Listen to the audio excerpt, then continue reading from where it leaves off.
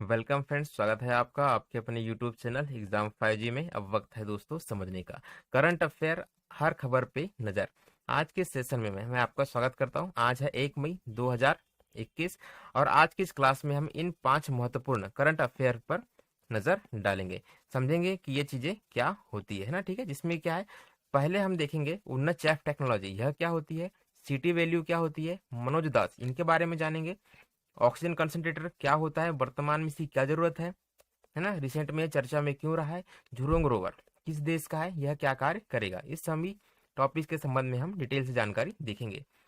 हमने एक Telegram channel भी बना रखा हुआ है जो कि @exam5g के नाम से आप टेलीग्राम में जाकर सर्च कीजिए और ज्वाइन कर लीजिए। हमारी वीडियोस की जो पीडीएफ है वह फ्री ऑफ कॉस्ट आपको उपलब्ध करा दी जाएगी। यदि हमारे यह प्रयास आपको अच्छा लगता है तो आप हमारी इस वीडियो को लाइक करें, अपने दोस्तों के साथ शेयर करें, साथ ही हमारे इस चैनल को सब्सक्राइब अवश्य करें। इस मंथ के लिए हमने 1000 सब्सक्राइबर का टारगेट रखा हुआ है। यदि इस मंथ में टारगेट पूरा हो जाता है तो हम इस सीरीज को कंटिन्यू रखेंगे, अदरवाइज करंट अफेयर की क्लासेस मैं यहाँ पर बंद कर दूंगा। ठीक है दोस्तों, तो यह टारगेट है आपके लिए, प्लीज हमारी हेल्प करें, है ना।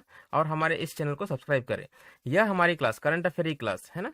यह UPSC aspirant, PSC aspirant, railway जिसमें कि एनटीपीसी ग्रुप डी की एग्जाम होने वाली है, एसएससी व सभी कॉम्पिटिटिव एग्जाम जिसमें करंट अफेयर का सिलेबस होता है, सबके लिए महत्वपूर्ण है। यहाँ से क्वेश्चन बनने की अधिक से अधिक संभावना है। ठीक है, जो मोस्ट इंपॉर्टेंट करंट अफेयर के टॉपिक है सिर्फ वही मैंने आपके लिए यहाँ पर लिए हुए हैं, इसलिए सिर्फ 5 ही टॉपिक मैंने कवर किए हैं। ठीक है, चलिए हम टॉपिक्स के बारे में देखते हैं। सबसे पहले हम देखते हैं उन्नत chaff technology, advance chaff technology यह क्या होती है। तो यह डीआरडीओ के द्वारा विकसित एक टेक्नोलॉजी है जो नौसैनिक पोत को शत्रु के मिसाइल हमले से बचाने के लिए इस टेक्नोलॉजी का उपयोग किया जाता है। जैसा कि आप देख रहे हैं, ये हमारे भारत का मैप है ना दोस्तों। तो भारत विभिन्न देशों के साथ अपनी सीमाएं जमीनी तौर पर भी साझा करता है, आप देख रहे हैं है ना, जमीनी तौर पर ये सीमाएं साझा करता है। साथ ही यह समुद्री सीमाएं भी अन्य देशों के साथ साझा करता है। ये समुद्री सीमाएं, जैसा कि आप देख रहे हैं, समुद्री सीमा भारत की काफी बड़ी है ना। तो हमें क्या करना होता है कि अपने देश की सुरक्षा के लिए हमें इस तरफ भी फोर्स लगा के रखनी पड़ती है और इस तरफ भी फोर्स लगा के रखनी पड़ती है। तो जमीनी तौर पर जो हमारी सीमाएं हैं, जो कि पाकिस्तान, चीन, नेपाल, भूटान, म्यांमार इन देशों के साथ, बांग्लादेश इन देशों के साथ साझा होती है। यहाँ पर हमने बीएसएफ तैनात करके रखी है दोस्तों। क्या तैनात करके रखी है, एक तो बीएसएफ तैनात करके रखी है, आईटीबीपी, आसाम राइफल्स, ऐसी सेनाओं की टुकड़ियां हमने यहाँ पर, सेनाओं को यहाँ पर सुरक्षा के लिए तैनात करके रखा है। तो हमने जमीनी तौर पर अपनी सुरक्षा तो कंफर्म कर दी, लेकिन हमें क्या करना है कि हमें समुद्री तौर पर भी, समुद्री साइड से भी अपनी सीमा को सुरक्षित करना है। तो इसके लिए हमने नौसेना का निर्माण किया हुआ। किसका निर्माण किया हुआ दोस्तों, नौसेना का। अब नौसेना के जहाज जो होते हैं वो इन पानी के एरिया में, जो ब्लू कलर से दिखाई दे रहा है, यह आपके जलीय एरिया है ना, पानी का एरिया, इंडियन ओशियन का यह एरिया है। इंडियन ओशियन है, यहाँ पर आपका बे ऑफ बंगाल है और अरेबियन सी है। तो इस एरिया में नौसैनिक पोत के जहाज गश्ती के लिए घूमते रहते हैं, जो कि हमारे समुद्री सीमाओं की सुरक्षा करते हैं। जब क्या होता है कि अगर कभी ऐसा हो कि इस सीमा से, समुद्री सीमा से कोई हमला करना चाहे, तो सबसे पहले वह क्या करेगा, वायुसेना के द्वारा अपने जेट विमान भेजेगा, जो यहाँ पर गश्ती करने वाले जहाजों पर अपने बम बरसाएंगे, उनको पहले नष्ट करेंगे, उसके बाद हमारी सीमा में प्रवेश करेंगे। तो इसके लिए क्या होगा कि वो अपने जेट विमान भेजते हैं।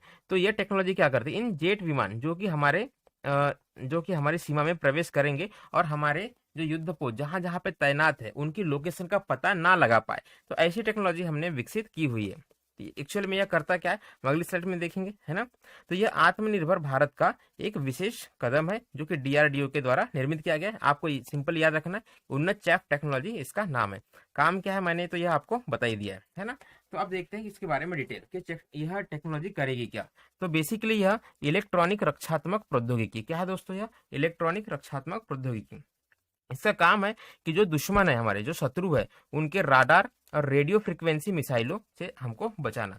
तो हमने जो युद्धपोत तैनात करके रखे हुए हैं समुद्री सीमा में अपने, उनकी स्थिति का वह पता लगने नहीं देगा दुश्मनों को, पहली चीज। और दूसरी बात, यदि वह कोई मिसाइल से हमला करते हैं तो आजकल क्या गाइडेड मिसाइलें यूज की जाती है ना, जो आपकी लोकेशन देखकर हमला करती है और लोकेशन पर छोड़ दे, लोकेशन सेट करके छोड़ दी जाती है। तो यह जो लोकेशन सेट करके यदि कोई मिसाइल हमारी तरफ आ रही हो, यानी कि हमारे युद्धपोत की तरफ आ रही हो हमारी सेना के, भारतीय सेना के, तो उनके लाइन, उनके डिटेक्शन में डिस्ट्रक्शन ये पैदा करेगा तथा उन्हें उनके मार्ग से भटका देगा। तो वो क्या होगी, पानी में गिर जाएगी, हमारे युद्धपोत पर नहीं गिरेगी। यही इसका काम है। आई होप कि आप मेरी बात समझ गए होंगे। तो 3 चैफ रॉकेट हमने डिजाइन किए हुए हैं इसी के अंतर्गत, है ना। तो एक है शॉर्ट रेंज के लिए हमने डिजाइन किया हुआ है, मीडियम रेंज के लिए हमने डिजाइन किया हुआ है और लॉन्ग रेंज के लिए हमने डिजाइन किया हुआ है। यह चैफ उन्नत जो चैफ टेक्नोलॉजी है, यह हवा से यानी कि ऊपरी तौर से हवा में यह स्थापित होगी तथा ऊपर से हमारे युद्धपोतों की सुरक्षा यह करेगी। ठीक है दोस्तों, चलिए अगला टॉपिक। अच्छा, यह जो टॉपिक है, ये जो टेक्नोलॉजी है डीआरडीओ के द्वारा विकसित की गई है। तो हम कुछ डीआरडीओ के बारे में जान लेते हैं। जैसे कि डीआरडीओ की स्थापना सन 1958 में हुई थी। एक बात आपको याद रखनी है। दूसरी बात, यह रक्षा मंत्रालय के अधीन कार्य करता है। वर्तमान में इसके संचालक कौन है, जी सतीश रेड्डी। दोस्तों कौन है, जी सतीश रेड्डी। तथा इसका ध्येय वाक्य है बलस्य मूलम विज्ञानम, बलस्य मूलम विज्ञानम। ठीक है दोस्तों, तो ये 3-4 बातें आपको डीआरडीओ के बारे में याद रखनी है। चलिए अगला टॉपिक हम देखते हैं, सिटी वैल्यू। जैसा कि आप समझ रहे हैं कोविड का दौर चल रहा है और आज की डेट में कोरोना के प्रतिदिन 4 लाख के आसपास केस इंडिया में आ रहे हैं। दोस्तों कितने केस आ रहे हैं प्रतिदिन, 4 लाख के आसपास केस आ रहे हैं, यानी कि बहुत ही दयनीय स्थिति में है और गवर्नमेंट इस बारे में कुछ नहीं कर पा रही है। उनका सारा ध्यान अभी चुनावी रैली की तरफ ही अभी तक अटका हुआ है, कहाँ पर कौन जीत रहा है बस वो यही देख रही है ना। तो इस कोरोना महामारी में, है ना, जो कोविड का जो टेस्ट होता है कि कोई व्यक्ति कोविड पॉजिटिव है या निगेटिव है ना, यह टेस्ट होता है। तो यह टेस्ट होता है आरटीपीसीआर इक्विपमेंट में। ठीक है दोस्तों, किसमें होता है यह, आरटीपीसीआर इक्विपमेंट में। अब यहाँ जो इमेज मैंने दिखाई हुई है, यह आरटीपीसीआर मशीन है। यहाँ पर आपके नाक से या गले से सैंपल लेकर इस मशीन में इनपुट दिया जाता है तथा यहाँ पर एक सीटी वैल्यू जनरेट होती है। क्या जनरेट होती है, यहाँ पर एक सीटी वैल्यू जनरेट होती है। अब इस सीटी वैल्यू के नंबरिंग पर, यानी कि सीटी वैल्यू कितनी जनरेट हुई है उसके आधार पर ही यह बताया जाता है कि कोई व्यक्ति कोविड-19 यानी कि कोरोना वायरस से संक्रमित है अथवा नहीं है। ठीक है, गवर्नमेंट को क्रिटिसाइज करना हमारा मतलब इस टॉपिक का भी उद्देश्य नहीं है, वो हम एडिटोरियल में देखते हैं, है ना। जब एडिटोरियल आते हैं तो वहां पर देखा जाता है गवर्नमेंट को बहुत ही बुरे तरीके से क्रिटिसाइज किया गया है बहुत सारे राइटरों के द्वारा। तो अभी हम यहाँ पर एग्जाम पर्सपेक्टिव से समझते हैं ना सीटी वैल्यू क्या होती है। तो सीटी वैल्यू क्या होती है, यह आरटीपीसीआर टेस्ट के दौरान जनरेट हुई एक वैल्यू होती है, जो कि इसकी रेंज क्या होती है, 1 से लेकर 100 तक होती है। अभी हाल ही में क्या हुआ है कि आईसीएमआर ने यानी कि Indian council for medical research, इसने कोविड-19 पॉजिटिव मरीजों के लिए एक सीटी वैल्यू कट ऑफ निर्धारित किया है। सीटी वैल्यू कट ऑफ का क्या मतलब है कि एक कट ऑफ, जैसा कि हमारा होता है ना एग्जाम में 33 नंबर क्या होते हैं, पासिंग मार्क्स होते हैं, है ना, क्या होते हैं, पासिंग मार्क्स। यदि आप इससे ऊपर निकल जाओगे तो पास हो जाओगे। तो वैसा ही इन्होंने एक कट ऑफ डिसाइड किया है जो कि 35 है। कितना कट ऑफ डिसाइड किया है, 35।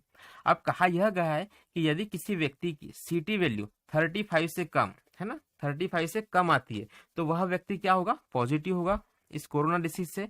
कम में क्या होगा, पॉजिटिव होगा। कम में होगा दोस्तों पॉजिटिव। यदि 35 से अधिक आती है सीटी वैल्यू, क्या होती है, 35 से अधिक आती है तो वह निगेटिव होगा, कोरोना निगेटिव होगा, है ना। ये आपको विशेष रूप से ध्यान रखना है। 35 आईसीएमआर ने कट ऑफ डिसाइड की हुई है आरटीपीसीआर टेस्ट में सीटी वैल्यू की। यदि 35 से कम आती है तो होगा सकारात्मक यानी कि पॉजिटिव होगा। यदि 35 से अधिक आती है तो वह निगेटिव होगा, यानी कि कोविड से संक्रमित नहीं होगा, यह कहा गया है। इसका आप एक स्क्रीनशॉट ले सकते हैं। यदि आपको पीडीएफ चाहिए तो टेलीग्राम में जाकर आप हमारे टेलीग्राम लिंक, जो लिंक मैंने दी हुई है डिस्क्रिप्शन में, वहां जाकर आप टेलीग्राम चैनल को ज्वाइन कर लीजिए। इसकी पीडीएफ भी आपको वहां पर मिल जाएगी। ठीक है दोस्तों, अब हम समझते हैं कि सीटी वैल्यू काम किस तरह से करती है। तो सीटी वैल्यू, इसका फुल फॉर्म होता है सीटी का साइकिल थ्रेशोल्ड। क्या होता है दोस्तों, साइकिल थ्रेशोल्ड। कितनी डिसाइड की है हमने, 35, है ना। एग्जाम में क्वेश्चन ये बन सकता है। अब समझते हैं कि यह काम कैसे करता है। अब जैसा कि आरटीपीसीआर मशीन के बारे में आप जानते होंगे, यह चेन रिएक्शन पर काम, साइक्लिक रिएक्शन पर काम करती है। किस पर, चेन रिएक्शन पर नहीं, साइक्लिक रिएक्शन।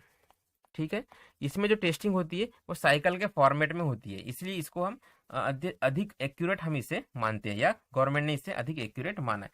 तो क्या होता है कि बेसिकली सीटी वैल्यू किसी सैंपल में वायरस की संख्या की जानकारी देती है कि एक सैंपल में वायरस है या नहीं है, इसकी जानकारी देगी। तो पहले क्या होगा, पूरा का पूरा सैंपल एक साइकिल में टेस्ट किया जाएगा, है ना। जब पहला साइकिल कंप्लीट होगा तब देखा जाएगा इसमें वायरस है अथवा नहीं है, नहीं मिलता है, फिर दूसरा साइकिल चलाया जाएगा, दूसरे साइकिल में वायरस है या नहीं उसकी टेस्टिंग की जाएगी। ऐसे करके ये साइकिल 100 साइकिल हमको चलाने पड़ते हैं। यदि हमें 35 साइकिल तक, है ना, जब 35वां साइकिल चल रहा होगा, यदि इस 35वें साइकिल पे वायरस का डिटेक्शन हो जाता है तो हम कहेंगे कि वह व्यक्ति या वह सैंपल कोरोना वायरस को लिए हुए है। अथवा यदि 35 से अधिक साइकिल हमें चलाने पड़ते हैं वायरस के डिटेक्शन के लिए तो हम कहेंगे कि रिजल्ट क्या है, निगेटिव है, यह कहा गया। अब इसमें क्या होता है कि वायरल लोड के फॉर्मेट में यह रिजल्ट देता है ना कि वायरल लोड है अथवा नहीं है। तो वायरल लोड का यही मतलब है कि वायरल लोड है, वायरस सक्रिय है अथवा संक्रमण बढ़ रहा है, यानी कि सक्रिय है वायरस अथवा नहीं है। यदि 35 साइकिल में हमें पता चल गया कि इस सैंपल में वायरस है तो वायरस माना जाएगा अथवा नहीं माना जाएगा। ठीक है दोस्तों, आई होप कि आप मेरी बात समझ गए होंगे। अगली जानकारी हम देखते हैं, यह मनोज दास जी के बारे में। तो क्या होता है कि 28 अप्रैल 2021 को इनका निधन हो जाता है। जो चित्र में आपको दिखाई दे रहे हैं दोस्तों, यही है मनोज दास। यह ओडिशा के रहने वाले हैं और यह एक लेखक है। कौन है यह? लेखक है। इनका हाल ही में निधन हुआ है 28 अप्रैल 2021 को। इन्होंने साहित्य और शिक्षा के क्षेत्र में बहुत ही महत्वपूर्ण योगदान अपना दिया है। अब इस योगदान के लिए क्या हुआ है कि इन्हें 2001 में पद्मश्री से नवाजा गया और 2020 में पद्म भूषण से नवाजा गया है। तो पद्मश्री और पद्म भूषण होल्डर है ये, इसीलिए ये हमारे लिए महत्वपूर्ण हो जाते हैं। और जितनी जानकारी हमने दी है ना मनोज दास के बारे में, तो यदि आपके एग्जाम में, अगर आप एमपीपीएससी का एग्जाम अगर दे रहे हो या किसी भी स्टेट की पीएससी का एग्जाम आप दे रहे हो, तो इसमें 3 नंबर के क्वेश्चन पूछे जाते हैं दोस्तों। कितने? 3 नंबर्स के। तो जितनी जानकारी दी है मैंने यहाँ पर, इतनी जानकारी सफिशियंट है ना 3 नंबर के क्वेश्चन के लिए। क्या है कि 28 हाल ही में 28 अप्रैल 2021 को इनका निधन हुआ। उड़ीसा के रहने वाले थे और लेखक थे, द्विभाषी लेखक थे। साहित्य और शिक्षा के क्षेत्र में इनका महत्वपूर्ण योगदान रहा है। 2001 में इनको पद्मश्री और 2020 में इनको पद्म भूषण से नवाजा गया है। साथ ही साहित्य अकादमी पुरस्कार, है ना, साहित्य अकादमी में इन्हें फेलोशिप से भी सम्मानित किया गया है, साहित्य अकादमी पुरस्कार में। चलिए अगली जानकारी अब हम देखते हैं, वह किस बारे में है। तो वह ऑक्सीजन कंसंट्रेटर के बारे में है। तो इसके बारे में कोई भी डिटेल मैंने लिखी हुई नहीं है ना। यहाँ पे 2 इमेज आपको दिख रही होगी, एक इमेज नंबर 1 है और यह इमेज नंबर 2 है। तो इमेज नंबर 1 में जो इक्विपमेंट, जो मशीन आपको दिखाई दे रही है, इसे ही हम ऑक्सीजन कंसंट्रेटर या ऑक्सीजन जनरेटर कहते हैं। कंसंट्रेटर या क्या कहेंगे? जनरेटर कहेंगे। जैसा कि नाम से ही स्पष्ट है, यह क्या करता है? ऑक्सीजन का निर्माण करता है। ठीक है दोस्तों, किसका निर्माण करेगा? ये ऑक्सीजन का निर्माण करेगा। इसके बारे में बेसिक बातें मैं आपको समझा दूं, क्योंकि वर्तमान में कोविड-19 इतना फैला हुआ है और इस समय में ऑक्सीजन की जितनी डिमांड है ना, तो ऑक्सीजन सप्लाई चेन के बारे में आप डेली न्यूज में सुन ही रहे होंगे। तो ऐसे में इन ऑक्सीजन कंसंट्रेटर का महत्व बहुत बढ़ जाता है। यह वातावरण की हवा में से ही, है ना, जैसा कि आपको पता है कि आपके इन्वायरमेंट में हवा मौजूद है, जिसमें कि 78% के आसपास क्या है? नाइट्रोजन है और 21% के आसपास क्या है? ऑक्सीजन है। ठीक है, यह बात क्लियर है। तो यह वातावरण की जो 21% ऑक्सीजन है उसको ही इनपुट में लेकर ऑक्सीजन का निर्माण करता है, तथा यह मशीन हमें ऑक्सीजन बनाकर देती है, जिसकी प्यूरिटी, इसके द्वारा बनाई गई ऑक्सीजन की प्यूरिटी 85 से लेकर 97% तक हो सकती है ना। 100% ऑक्सीजन ये हमको बनाकर नहीं देता है। तथा जो सिलेंडर हम यूज करते हैं ना, आपने देखा होगा हॉस्पिटल में ऑक्सीजन के सिलेंडर जो कुछ इस तरह से रहते हैं, है ना, यहाँ पे कुछ निकला हुआ रहता है और यहाँ पर एक फ्लो मीटर लगा होगा। तो इस तरह से ऑक्सीजन का सिलेंडर होता है। इस सिलेंडर में कंप्रेस्ड ऑक्सीजन होती है जो कि 100% प्योर्ड होती है ना। और इस मशीन के द्वारा बनाई गई ऑक्सीजन 85 से लेकर 95% तक प्योर हो सकती है। तो इस मशीन का काम क्या होता है, वो वर्किंग मैंने आपको यहाँ पर समझाने की कोशिश की, किसमें? दूसरी इमेज में। अब आप इसकी वर्किंग समझिएगा। ठीक है, जैसा कि आपको ये चलते हुए दिख रहा होगा, जो बुलबुले उठ रहे हैं, कहाँ से? इस प्योर ऑक्सीजन के साइड से। यहाँ पर आपको बताया गया है कि 90 से 95% इस मशीन में ऑक्सीजन प्रोड्यूस होती है। अब इसका मैकेनिकल हम समझते हैं ना, मैकेनिकल हम क्यों पढ़ रहे हैं, इसका क्यों समझने की आवश्यकता क्यों है। ठीक है, हो सकता है कि यह आपके लिए एग्जाम पर्सपेक्टिव से उतना महत्वपूर्ण ना हो, लेकिन किसी का जीवन बचाने के लिए, है ना, बहुत ही यह महत्वपूर्ण हो सकता है। जो हल्के सिम्टम्स वाले पेशेंट होते हैं, जिनमें ऑक्सीजन का लेवल 80 के आसपास का होता है, अगर कोई पेशेंट है कोविड से ग्रसित है और 80% के आसपास उसका SpO2 आ रहा है, SpO2 आ रहा है ना। SpO2 मेजरमेंट कितना आ रहा है कि बॉडी में ऑक्सीजन का परसेंटेज 80 के आसपास आ रहा है, तो यह मशीन उसके लिए उपयोगी हो सकती है। उससे नीचे के पेशेंट के लिए यह उपयोगी नहीं है। यह एक डॉक्टरी जानकारी है ना। तो इस मशीन का काम क्या होता है कि यह ऑक्सीजन का निर्माण करता है। यदि किसी पेशेंट का ऑक्सीजन 80% के आसपास है तो इस मशीन का उपयोग आप उस पेशेंट के लिए कर सकते हैं। यदि किसी पेशेंट का ऑक्सीजन 80% से बिलो चला जाता है तो उन्हें सिलेंडर की आवश्यकता होती है, यानी कि ऑक्सीजन की अधिक प्योरिटी की उन्हें आवश्यकता होगी रिकवर करने के लिए। उसमें यह मशीन उतनी कारगर सिद्ध नहीं होगी, क्योंकि इसके द्वारा बनाई गई ऑक्सीजन 90% से 95% तक की प्योर होती है, ऐसा कहा जाता है। लेकिन यह 85% तक इसकी प्योरिटी आती है, मैं आपको बता रहा हूँ, है ना। तो अब आप देखते हैं कि यह वर्किंग, यह ऑक्सीजन का निर्माण किस तरह से करता है, उसको भी समझ लेते हैं।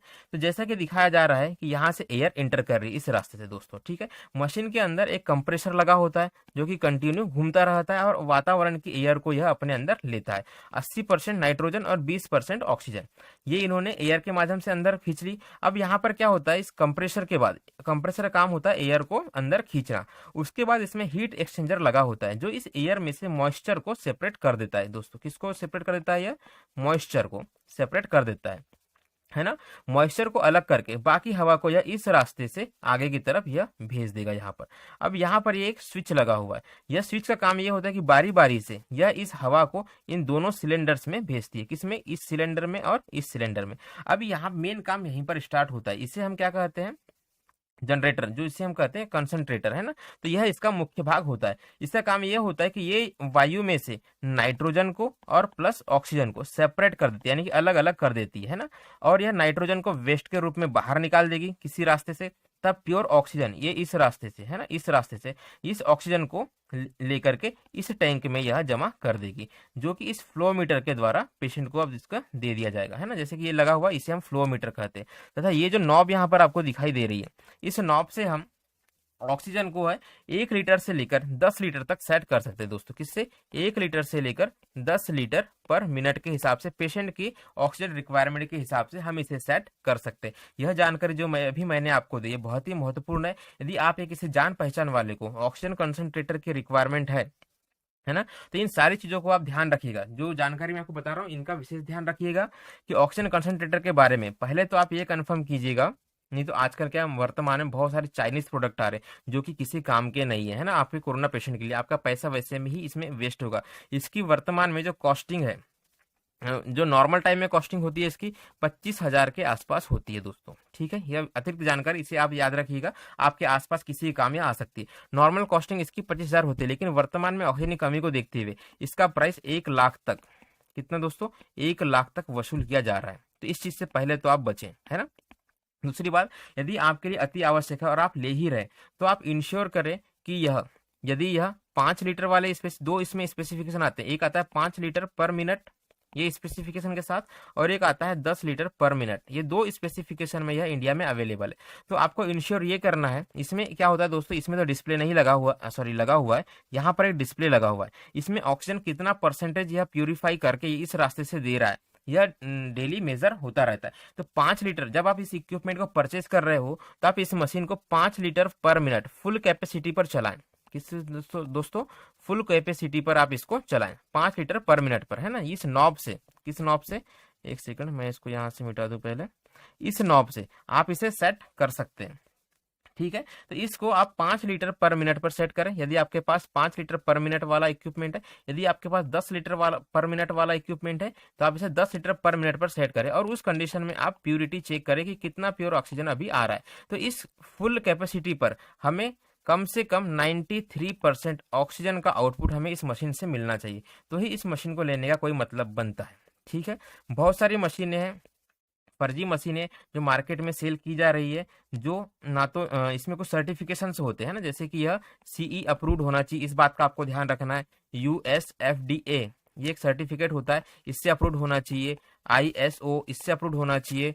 ISO क्या 9001 और शायद 1 3 4 5 6 ऐसा कुछ होता है ना, अभी मुझे एग्जैक्टली याद नहीं आ रहा है। तो इतने सर्टिफिकेट इस इक्विपमेंट के ब्रोशर में होने चाहिए, डिस्क्रिप्शन में इसके होने चाहिए, ठीक है दोस्तों, तो ये जानकारी आप याद रखिएगा और जानने वालों के साथ आप इसे शेयर भी कर सकते हैं, ताकि वे अगर इस टाइप के किसी इक्विपमेंट को लेने की सोच रहे हो तो बेवकूफ़ ना बने।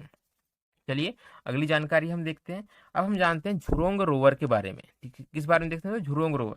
तो आपको पता होगा कि अभी हाल ही में 24 फरवरी को, कब दोस्तों? 24 फरवरी को चाइना के द्वारा भेजा गया मंगल मिशन, जिसका नाम था तियानवेन-1, है ना। तियानवेन-1 किस देश का, यदि यह पूछा जाए तो यह चाइना के द्वारा भेजा गया मिशन है। यह मंगल ग्रह की कक्षा में पहुंचा है ना, यानी कि ये आपका मार्स है, तो इसकी यह इस कक्षा में, इस चारों तरफ घूमने वाली इस कक्षा में आपका तियानवेन-1 पहुंच जाता है।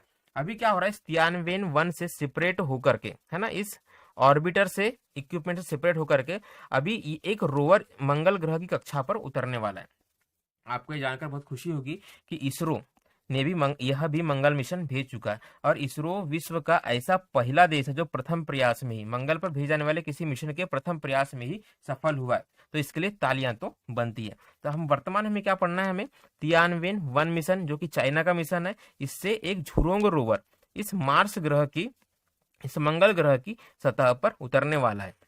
हमने भी विक्रम, है ना, विक्रम और प्रज्ञान एक करके दो इनकी सतह पर उतारने का प्रयास किया था। प्रज्ञान रोवर था, शायद प्रज्ञान रोवर का नाम प्रज्ञान था, जिसको कि हमने सतह पर उतारने का प्रयास किया था, जो कि क्या हो गया था, फेल्ड हो गया था। ठीक है दोस्तों, अब हम यह देखेंगे कि झुरोंग रोवर जो कि तियानवेन-1 मिशन के अंतर्गत आता है, यह मंगल ग्रह की सतह पर उतर पाता है अथवा नहीं उतर पाता है। ठीक है, तो अभी के लिए ये है कि साक्ष्य की तलाश के लिए, किसके लिए? जीवन के साक्ष्य की तलाश के लिए कहां पर? मंगल ग्रह पर। मंगल ग्रह की सतह पर यह झुरोंग रोवर उतरेगा, यह कहा गया। हम अपना इसरो, हम यानी कि इसरो, हम यानी कि भारत, मैं यानी कि भारत, हम यानी कि भारत यानी कि इसरो अपना अगला मार्स ऑर्बिटर मिशन 2024 में भेजने की योजना बना रहा है। इसे आप अतिरिक्त रूप से याद रखेंगे। तो इसी के साथ दोस्तों हमारी आज की करंट अफेयर की क्लास समाप्त होती है। 5 महत्वपूर्ण करंट अफेयर्स हमने इसमें देखा था, है ना। तो हमने क्या है, तो यदि हमारा यह प्रयास आपको अच्छा लगा हो तो आप हमारे इस वीडियो को लाइक करें, अपने दोस्तों के साथ शेयर करें, साथ ही हमारे इस वीडियो को सब्सक्राइब करें और इस 1000 सब्सक्राइबर के टारगेट को जल्द से जल्द पूरा करने में हमारी हेल्प करें। आपकी मदद के बिना कुछ भी संभव नहीं है। जितना अधिक हेल्प आप मुझे करेंगे, जितना अधिक आप मुझे सपोर्ट देंगे सब्सक्राइब करके हमारे चैनल को, उतनी ही अधिक जानकारियाँ मैं अपने चैनल पर आपको देता रहूंगा। आप हमारा टेलीग्राम चैनल भी @exam5g के नाम से, इसे आप ज्वाइन